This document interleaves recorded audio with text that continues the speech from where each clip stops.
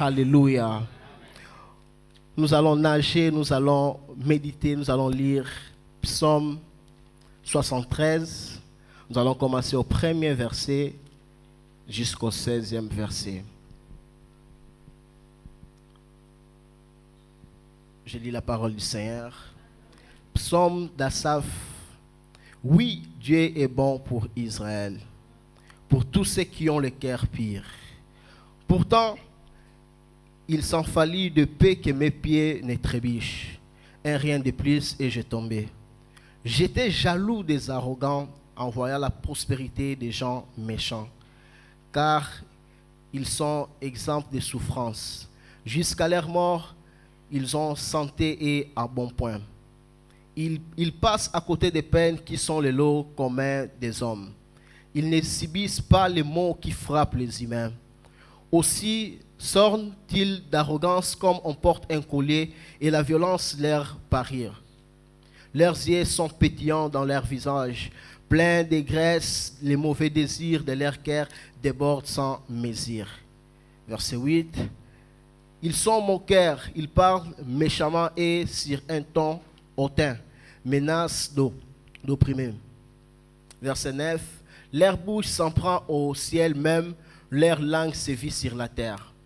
Aussi le peuple les suit-il, vivant à longs traits leurs paroles, tout en disant, Dieu, que c'est-il? Celui qui est là, oh, comment naître-t-il? Voilà comment sont les méchants, toujours tranquilles, ils accumulent les richesses. Alors donc, en vain, que je suis resté pire, que je levais mes mains en signe d'innocence. Tous les jours, je subis des coups, je suis châtié chaque matin.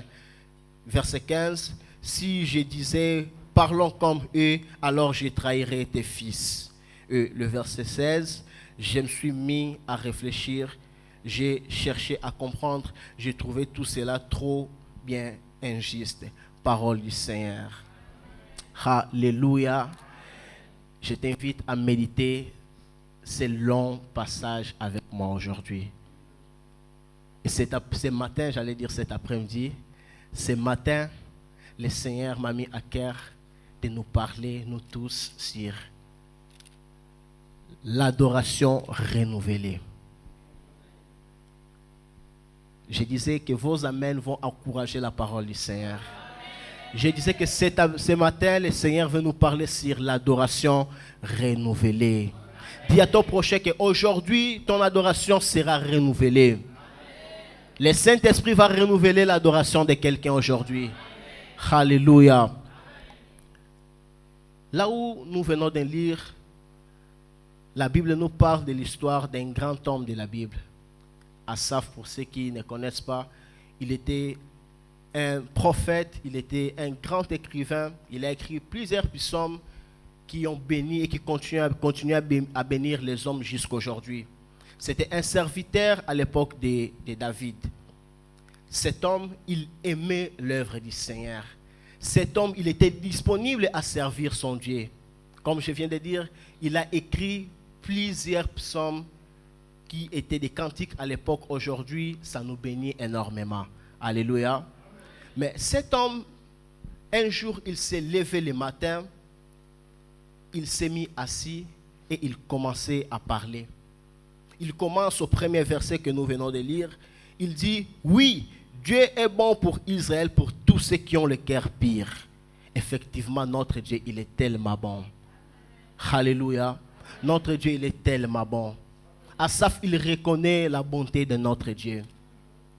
Mais il ne s'est pas arrêté là. Il commençait à se plaindre. Il commençait à se plaindre parce qu'il regardait de la manière dont les injustes, celui qui ne servait pas Dieu, celui qui n'avait pas de cœur pur, de la manière dont ils réussissaient et ils progressaient dans leur vie. Asaph commençait à se plaindre. Il commençait à crier, il commençait à pleurer, il commençait à parler. La Bible nous dit dans le livre de Luc, chapitre 6, verset 45, que c'est dans l'abondance du cœur que la bouche parle. Alléluia. Cet adorateur, ce prophète, serait certain que dans son cœur, il s'était déjà rempli d'armetire et puis de tristesse C'est ça qui a poussé que Asaph commence à parler. C'est ça qui a poussé que Asaph commence à se plaindre de la richesse ou de la réussite des gens qui ne servaient pas Dieu. Alléluia. Ça nous arrive nous tous aussi. Alléluia. Nous tous, une fois aussi, on était assis. On a regardé de la manière dont ceux qui ne servent pas Dieu, ils réussissent dans leur vie. Vrai ou faux? Nous tous, on se plaint il y a des fois de ça. On s'est dit, moi je jeûne 40 jours, 40 nuits. Je fais 120 de l'Afrique. Ici, quand le pasteur va dire des semaines, je rajoute, mais il n'y a pas de changement. On n'est pas les premiers. Asaph aussi a connu des moments très très difficiles. Asaph, il s'approchait petit à petit à trébucher, comme il a dit au verset D. Ça restait juste pour qu'il puisse sortir du vrai chemin pour atteindre un mauvais chemin. Et plusieurs de nous aussi, on a traversé ces moments.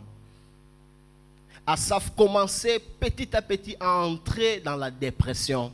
Parce que quand la tristesse prend notre cœur, prend notre vie, sans pour autant qu'il puisse nous quitter, la dépression commence à arriver petit à petit. Alléluia. Asaph, il se plaignait. Il disait, comment est-il possible que moi, je suis pire, les gens qui ne servent pas Dieu, qui n'ont pas un cœur pire, ils arrivent à avancer, ils arrivent à réaliser leurs rêves. Mais moi, jusqu'à présent, je me bats d'ici par là, mais je n'arrive pas à atteindre. Il commençait à entrer dans une tristesse qui l'a poussé à entrer dans la dépression. Beaucoup de fils de Dieu vivent dans la dépression. Beaucoup de chrétiens vivent dans la dépression. Mais j'aimerais te dire aujourd'hui que notre Dieu, il ôte la dépression. La dépression, c'est une grande maladie qui mène à la mort. Il y a plusieurs types de choses qui créent la dépression, mais c'est quelque chose, une grande partie, c'est le diable qui ramène la dépression dans notre vie. Parce que le diable, il n'aime pas nous voir dans la joie. Le diable ne veut pas nous voir progresser, avancer. Et une fois que tu commences à se plaindre, une fois que tu commences à regarder de la manière dont ta vie, ça se marche, tu commences à te dire, il fallait que je puisse faire ceci, cela, ça ne tient pas. C'est là où le diable vient, il attaque tes pensées, il commence à s'aimer des doutes et des questions. Et tu commences à te poser des questions. Alléluia. Le diable, il aime ces moments. C'est là où il s'approche à côté de nous. Il commence à s'aimer les doutes. Jusqu'à ce que la tristesse, ça va s'amplifier, ça va monter. Et c'est là où on entre dans la dépression. Le diable, c'est un voleur. La Bible les classifie comme un voleur dans Jean 10, 10. Il vient juste pour voler, tuer et puis détruire. Alléluia. La dépression, c'est une grande maladie. Je ne sais pas, peut-être tu l'as déjà expérimenté, mais j'aimerais te dire qu'il y a un Dieu. Il y a un Dieu qui ôte la dépression. Alléluia. Moi, j'ai vécu avec plusieurs gens qui étaient dans la dépression. Et j'ai vu de la manière dont la dépression a frappé ces personnes. Il était noir de peau, mais là, elle est devenue encore plus noire de peau encore une fois. Tout ce qu'elle faisait, ça l'énervait. Même si on lui dit, partons dans une fête, t'es mal, change un peu cette chose que tu as mis, ça l'énerve encore. Bien aimé, la dépression, c'est une grande maladie. Mais laisse-moi te dire que Jésus, il ôte la dépression. J'aimerais dire à quelqu'un qui est en train de traverser des moments difficiles qu'il y a encore l'espérance. Tant que tu vis, il y a encore l'espérance. Ne désespère pas. Quand tu sens que la dépression, ça commence à s'installer dans ta vie, laisse-moi te dire que Jésus, il a déclaré qu'il ne nous a pas laissé des orphelins. Il y a le Saint-Esprit, je disais qu'il y a le Saint-Esprit qui est le consolateur. Je crois que quelqu'un allait dire Amen. Parce que c'est ça l'une des œuvres du Saint-Esprit ici sur la terre. Il nous console chaque jour. Alléluia. Quand la tristesse va s'installer dans ta vie, n'oublie pas qu'on a les consolateurs à côté de nous. Le Saint-Esprit, c'est le véritable consolateur. Il nous console, il nous console. Alléluia. J'aimerais juste demander au protocole si je peux avoir une bouteille d'eau. S'il te plaît. Merci beaucoup. Amen. Et ce matin, j'aimerais m'adresser aux Asaph. Alléluia. Aux Asaph et aux Asaphines. Alléluia. Merci beaucoup, Chris. Ce matin, on va parler, je vais m'adresser aux Asaph. La première des choses que j'aimerais dire aux Asaph, Asaph fait très attention avec la comparaison. Je dis bien, Asaph fait très attention avec la comparaison. Parce que la comparaison n'est pas raison. Alléluia. La comparaison n'est pas raison. Bien-aimé, la comparaison nous diminue. La comparaison nous bloque. La comparaison nous fait perdre le vrai chemin. On est en train de diminuer pas seulement, on se diminue pas seulement nous-mêmes, mais on diminue aussi notre Dieu. Alléluia. Tu es toi, moi je suis moi. Chacun est chacun. Chacun a son niveau et chacun a son niveau. Alléluia. Je me rappelle quand j'avais, je crois, 11 ans ou 10 ans, je me rappelle très bien vraiment. À l'époque, moi, j'étais pas vraiment beaucoup les choses de l'église, papa. Malgré fils du pasteur, mais j'étais pas trop les choses de l'église par rapport à Gédéon, Manadorcas, Zire, Manatina, les restes. Moi, j'étais plus football. Quand je dis que je jouais le foot, il y a des gens qui doutent, mais j'étais vraiment un grand jogo. À l'époque, on m'appelait Samuel Eto'o. Oui, oui. Donc, j'ai joué plus au foot. Je ne m'intéressais pas aux choses de l'église, mais j'apprenais quand même à jouer la batterie. Et à l'époque, j'étais plus, je me voyais, c'est comme si j'étais le plus petit de tous les batteurs dans notre ville. Et je me sentais très orgueilleux. Je me disais que c'est moi qui joue plus que les autres. Et une fois, l'un de mes maîtres, il m'a dit, Isaac, il y a un petit, il joue la batterie plus que toi. C'est un professionnel, il joue même plus que nous, les vieux. Je me suis dit, c'est impossible, comment il peut jouer plus que moi? Je vous dis, Église, la comparaison a monté dans mon cœur. Je commençais à me comparer à ces jeunes-là à l'époque. Je me disais, c'est impossible qu'ils puissent jouer plus que moi. Vous savez, la comparaison, ça ramène la jalousie. Quand tu commences à te comparer à quelqu'un, tu tomberas forcément dans la jalousie. Et laissez-moi vous dire, à l'époque, je me rappelle très bien, je ne vous mens pas, j'ai tombé dans la jalousie. Et cela me poussait même à quitter là où on habitait, papa. Marcher à pied, parce qu'on me disait qu'il habitait juste à côté de l'église où il jouait de la musique. Je partais là pour lui voir, pour lui dire que moi, je joue plus que toi. Et à chaque fois que je jouais la batterie à l'église, je me disais, je suis plus que lui. Il ne joue pas plus que moi. Ça, c'était la jalousie. Mais, gloire à Dieu que je ne me suis pas demeuré dans la jalousie ou dans la comparaison.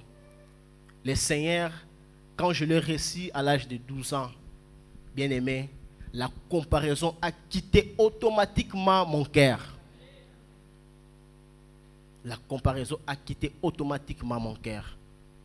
Et des années après, c'était lui qui est devenu mon meilleur ami. Il est devenu mon bassiste préféré et moi son clavieriste préféré. Donc, j'ai éliminé ces pensées-là de me dire que je suis plus que lui ou il est plus que moi. Parce que chacun est chacun. Asaph, j'aimerais te dire qu'il y aura toujours quelqu'un qui est plus que toi. Il y aura aussi toujours quelqu'un qui est moins que toi. Demeure là où tu es, continue à travailler et devenir plus meilleur que toi-même. Alléluia. Asaph quitte la comparaison. Regardons ce qui s'est passé dans la vie de Caïn et Abel. Juste à cause de la comparaison, pourquoi Dieu a accepté l'offrande d'Abel? Et pourquoi pas il n'acceptait pas mon offrande? Laissons Dieu faire ce qu'il sait faire. Si Dieu a accepté l'offrande d'Abel, s'il n'a pas accepté de Caïn, c'est Dieu. Alléluia. Sinon, ça risque de pousser que tu puisses faire des choses bizarre. Alléluia. Il y a un homme de Dieu, pasteur Alexis, là où on était avec papa, il a dit, si je ne suis pas sécurisé dans mon identité, je souffrirai avec la comparaison. Si tu n'es pas sécurisé dans ton identité, qui es-tu, tu vas souffrir avec la comparaison. Parce qu'à tout moment, ce que l'autre achète ou ce que l'autre fait, ton cœur, ça va s'enfler, c'est ça qu'on dit? Ça va s'enfler et tu commences à avoir des mauvaises pensées. La jalousie, c'est rien d'autre qu'une arme de Satan. Asaph fait très attention avec la comparaison. Contente-toi de ce que tu as. La Bible nous dit dans le livre de Hébreux 13, nous dit contente du paix que tu as. Alléluia. La comparaison n'est pas raison. Car la comparaison risque de nous amener dans la jalousie. Et Asaph, il commençait à comparer sa vie avec la vie des gens qui réussissaient. Il se disait, pourquoi seulement eux et pourquoi pas moi? Moi aussi j'ai droit d'avoir cela. Alléluia. Attention avec la comparaison. Une deuxième chose que j'aimerais dire aux Asaph aujourd'hui, n'envie personne. Alléluia. Je ne sais pas si on se comprend. N'envie personne. Tu ne sais pas ce que cette personne fait pour être ce qu'il est aujourd'hui. Tout n'est pas sorcier, tout n'est pas fétiche. Il y a des gens qui vivent comme Genèse chapitre 3 verset 19 nous dit, dans la sierre de leurs francs. Ils se battent matin, midi, soir pour acheter ce qu'ils ont, pour manger, pour aider les autres aussi. Tout n'est pas fétiche, Asaph. Toute personne ne vit pas avec le sang ou la mort des gens dans leurs mains. Ils travaillent dur pour arriver là où ils sont. J'aimerais nous encourager, nous jeunes, papa, maman qui est ici. Même si on sert Dieu, travaillons dur. Investissons aussi. Donnons-nous dans les entrepreneuriats. Ne se limitons pas simplement dans des jeûnes et prières. Parce que nous les chrétiens, on est très forts avec des connaissances, avec des versets, avec papa a dit, les livres tel a dit, mais on ne veut pas travailler. On ne veut pas investir. Nous tous, on a la connaissance que les païens, ils sont très forts dans ce qui tange les investissements. Aujourd'hui, on a peu de chrétiens qui sont des entrepreneurs. On a peu de docteurs, des chrétiens qui sont des docteurs, qui se forment vraiment pour sortir de l'eau. Alléluia. Asaph, tout le monde qui réussit ne touche pas au fétiche. Bats-toi, travaille dur, tu arriveras. Alléluia. Asaph, bats-toi, tu arriveras. Asaph, fais très attention avec tes yeux, avec ce que tu vois. Parce qu'il y a un proverbe qui dit, tout ce qui brille n'est pas de l'or. Il y a aussi des gens, quand on regarde, tu vois qu'il est en train de prospérer, tu crois que c'est au sueur de son front, or que c'est des sangs des gens qu'il a sacrifiés. Fais très attention avec ce genre de personnes. Au contraire, inspire-toi aux gens qui travaillent dur pour atteindre les niveaux qu'ils sont en train d'atteindre aujourd'hui. N'envie personne parce que tu ne connais pas ce que cette personne fait pour arriver là où il est aujourd'hui. Alléluia. Moi, je bénis Dieu pour la vie de mon père biologique et de ma mère. Dès trop petit, j'ai grandi vraiment avec eux. Je n'ai pas quitté très tôt comme mes frères, mais moi j'ai grandi vraiment une grande partie avec papa et maman. J'ai assisté, j'ai appris beaucoup de choses à leur côté. Ils me disaient toujours, Isaac, bats-toi. Quand j'ai atteint un certain âge, ils m'ont dit qu'on ne fera rien pour toi. Tu es devenu homme, débrouille-toi. Là où tu vas t'arrêter, nous on peut t'aider. Et j'aimerais encourager un jeune qui est ici. Étudiez, formez-vous. Alléluia. Je dis toujours aux jeunes qu'on fréquente, qu'on est plus tout le temps avec eux, de quitter à la maison des papas avec être licencié où c'est possible, sortir avec le permis de conduire, et puis sortir avec une mentalité que tu puisses aller développer ailleurs. Ne pars pas seulement comme ça parce que je suis devenu adulte ou quoi que ce soit. Alléluia. Formez-vous, étudiez, même si c'est dire il y a un Dieu. Alléluia. Formons-nous, c'est très très important. Asaph n'envie personne.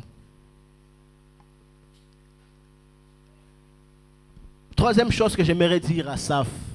Asaph fait attention avec les choix. Asaph fait quoi? Attention avec les choix.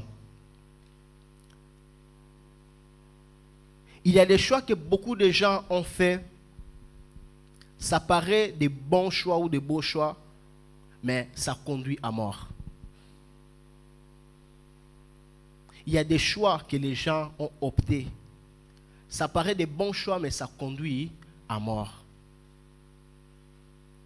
Nous connaissons tous l'histoire de Lot et Abraham dans Genèse chapitre 13, verset 9. Si la régie peut nous balancer. Genèse chapitre 13, verset 9. La Bible nous dit, tous les pays n'est-il pas devant toi? Sépare-toi donc de moi. Si tu vas à gauche, j'irai à droite. Si tu vas à droite, j'irai à gauche. Ici, c'est Abraham qui dit à Lot, je ne veux pas que moi et toi, nous puissions avoir des discussions, des problèmes. On se sépare à l'amiable. Mais pour qu'on se sépare à l'amiable, on va devoir choisir. Si tu choisis à gauche, moi j'ai choisi à droite. Mais l'autre, il était jeune, comme on dit, il était un jeune expert, Maïele. Donc il était très intelligent. Il s'est dit, il regarde là où Sodome et Gomorrhe se trouvaient, tout était beau. Les gens prospéraient, les gens avançaient. C'était chic, c'était beau à vivre. Il s'est dit, bon, viens. Parce qu'Abraham, c'était son oncle. Il a dit, oncle, toi pars à droite, moi j'ai rejoint Sodome et Gomorrhe. Or, l'autre, il ne savait pas que là où il est en train de choisir, il y a quelque temps que Dieu va détruire cette ville. Raison pour laquelle j'aimerais dire à Asaph, attention avec les choix. Il y a plusieurs qui ont choisi de suivre là où le diable leur présente de belles choses. Plusieurs ont choisi là où ça brille. Mais ils ne savent pas que d'ici peu, les choses vont s'empirer là où ils partent. Souvent, le diable commence avec la rose et après ça finit avec quoi? La croix. Tout commence avec les roses et ça finit avec la croix, la mort. Mais avec Jésus, on commence toujours avec la croix. Tu portes la croix, mais après c'est les roses. Asaph fait très attention avec les choix. Abraham nous montre que même si tu es quelque part qui n'est pas beau à vivre, mais tant que tu as Dieu, tu as tout. Raison pour laquelle j'aimerais dire à Asaph, ne te décourage pas, ne désespère pas. Malgré que ça ne marche pas, mais tu as un Dieu. Tant que tu as un Dieu, il y a tout qui est à ton côté. Ne suis pas les autres parce qu'il a choisi d'aller toucher aux fétiches. Il construit, il investit, il fait ceci, ceci. Ne les suis pas parce que d'ici peu, il y aura des dégâts. Alléluia. On connaît plusieurs qui ont choisi des mauvais chemins. Ils sont partis très tôt. Les jeunes, encore une fois, il y a beaucoup qui ont choisi la vie pressée. Agora. Maintenant, ils veulent réussir. Acheter maintenant, faire tout maintenant. Ils ont touché, ils ont accepté des propositions qui les ont conduits à la mort. J'aimerais te dire, tu as fait un bon choix. Là où tu es, demeure là où tu es. Tu as un Dieu. Alléluia. Faisons très attention avec les choix. Asaph, tous ceux qui sont au sommet, ce n'est pas Dieu qui les a placés là-bas. J'insiste. Tous ceux qui sont au sommet, ce n'est pas Dieu qui les a placés là-bas. Regardons dans Matthieu chapitre 4, verset 5. Qu'est-ce que la Bible nous dit? Le diable les transporta dans la ville sainte, les plaça sur le haut du temple. Il y a des versions qui disent au sommet du temple. Ça, c'est le diable qui prend Jésus, il les fait où? Il les transporte, il les met au sommet. Ce n'est pas tout le monde qui est au sommet, c'est Dieu qui les a mis là-bas, bien-aimés. Il y a d'autres, c'est le diable qui les place. Alléluia. Est-ce que vous savez que leur chute, ça va leur conduire à la mort? Ils peuvent être aujourd'hui au sommet, mais leur chute, ça sera un dégât. Raison pour laquelle j'aimerais t'encourager, laisse que lui-même Dieu puisse te placer au sommet. Quand ce Dieu qui te place au sommet, lui, il sera la base. Même si tu tombes, tu te révéleras. Alléluia. Laisse que Dieu puisse être la base du sommet que tu atteindras aujourd'hui. Alléluia. Tous ceux qui sont au sommet, ce n'est pas Dieu qui les a placés là. Alléluia. À ça, faisons très attention. Et ce matin, Dieu veut renouveler l'adoration de quelqu'un. Dieu veut renouveler la vie d'adoration de quelqu'un. Souvent, on pense que l'adoration, c'est des belles cantiques qu'on chante tout le temps ici à l'église. Non. L'adoration, c'est un style de vie. L'adoration, c'est un mode de vie. Et Dieu m'a dit qu'il y a plusieurs gens qui viennent à l'église, mais que leur adoration a commencé à s'affaiblir. Mais aujourd'hui, Dieu veut renouveler l'adoration de quelqu'un. Le Saint-Esprit va renouveler l'adoration de quelqu'un. Je croyais que tu allais dire Amen. Ne me regarde pas parce que c'est la parole du Seigneur. L'adoration sera renouvelée aujourd'hui. Ton style de vie doit être renouvelé.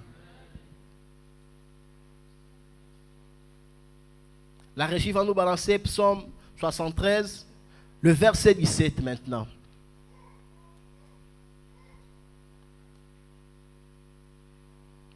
Le verset 17, regardez avec moi. La Bible nous dit, c'est toujours Asaph qui dit, jusqu'à ce que j'aie pénétré où? Dans le sanctuaire de qui? De Dieu. Et que j'ai pris garde au sort final des méchants. Après avoir Asaph parlé, après avoir qu'il puisse se plaindre, réclamer, pleurer, la Bible nous dit qu'il ne s'est pas arrêté là. Il s'est dirigé au sanctuaire, il s'est dirigé au temple, à la maison de l'Éternel. Laisse-moi te dire que la maison de l'Éternel, c'est un lieu de restauration. Oh, je crois que quelqu'un m'a compris. Je disais que cet endroit, c'est un endroit de restauration. Que Dieu bénisse encore une fois notre Père, parce qu'il a eu la révélation de donner cité de restauration. Quand tu entres ici, même si tu as des soucis, même si tu as des tristesses, quand tu entres ici, tu es renouvelé. Laisse-moi te dire que cet endroit, c'est un endroit de restauration. Ne les prends pas seulement comme ça. À chaque fois que tu mets tes pieds ici à l'église, viens avec un cœur disponible. Parce qu'ici, on est tout le temps renouvelé.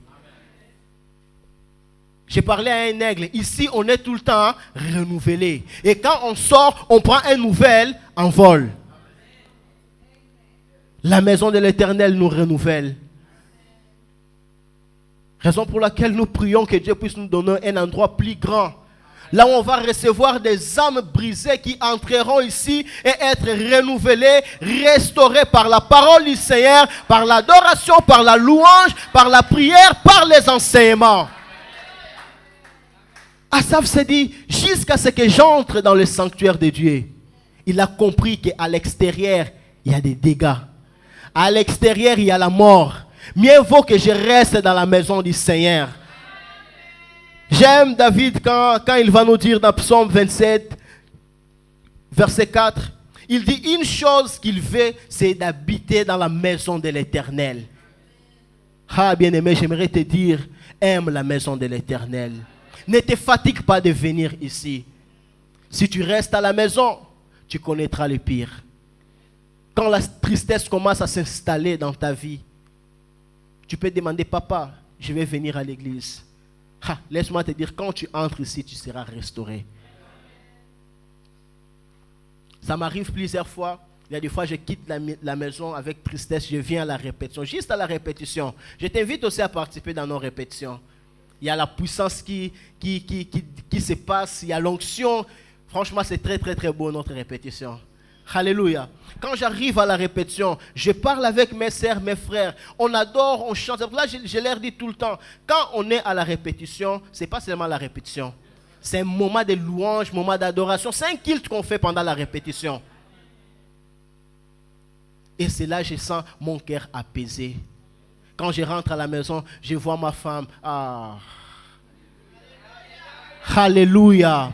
La maison de l'Éternel nous restaure. Ton adoration sera renouvelée ici, dans la maison de l'Éternel. Asaph, la parole du Seigneur aussi te renouvelle. Nous sommes toujours dans Psaume 73.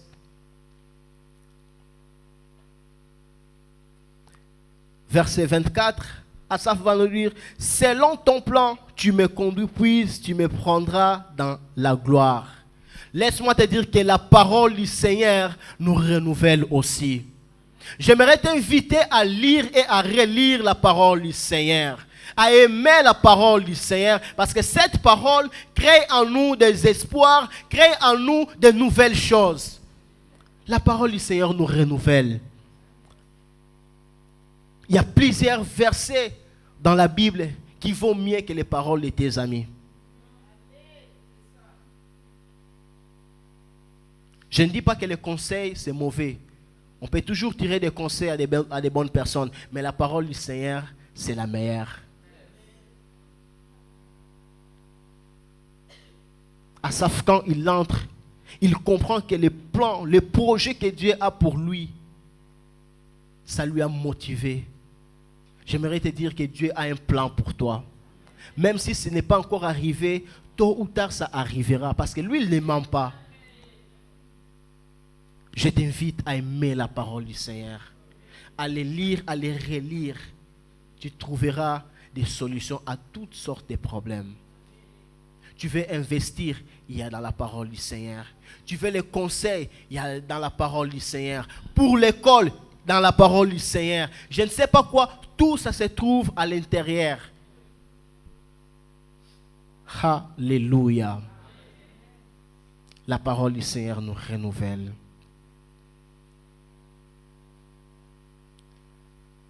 Asaph, la présence de Dieu est juste formidable. La présence de Dieu est juste waouh, car il nous renouvelle aussi. Quand tu entres à l'église, laisse-moi te dire que la présence de Dieu nous renouvelle. Et là où il y a Dieu, ça se sent, ça se voit aussi. Et cet endroit ici, il y a un Dieu. Je disais que cet endroit ici, il y a un Dieu qui renouvelle nos forces.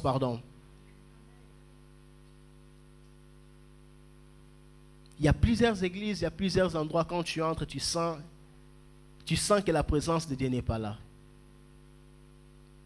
Tu sens la chair, hein? Moussouni. Moukou à tes mains, Moussouni. Donc la chair. Alléluia. La présence de Dieu nous fait tellement du bien. J'aimerais t'inviter à ne pas simplement venir et être un spectateur, encore une fois, ici à l'église. À chaque fois que tu entres, que tu puisses avoir la conscience que Dieu est là. Et là où il y a Dieu, il y a toujours quelque chose qui se passe. Là où il y a Dieu, il y a toujours quelque chose qui se passe. La présence de Dieu nous renouvelle. Il nous donne une autre envol. J'aimerais t'inviter, bien-aimé, à aimer la présence de Dieu. Même à la maison, cultive cet esprit d'adoration. Prends un temps pour l'adorer. Prends un temps pour écouter sa parole. Prends un temps pour méditer. On est très occupé avec des occupations que la France nous a offertes. Mais n'oublions pas Dieu, s'il te plaît. N'oublions pas sa présence. Ramenons cette présence même à la maison. Quand tu viens ici, tu ramènes ça aussi à la maison. Tu ramènes ça au travail. Que le Saint-Esprit renouvelle notre adoration. Pour celui qui était dans la tristesse, pour celui qui se plaignait, qui se disait que c'est comme si je ne vais pas arriver, laisse-moi te dire que la parole de Dieu, ça nous renouvelle. Laisse-moi te dire que la présence de Dieu, ça nous renouvelle aussi. Alléluia. La présence de Dieu, il nous renouvelle. J'aimerais nous inviter à se lever. Je ne sais pas qu'est-ce qui se passe à l'intérieur de ton cœur. Mais toi-même, tu sais ce qui se passe.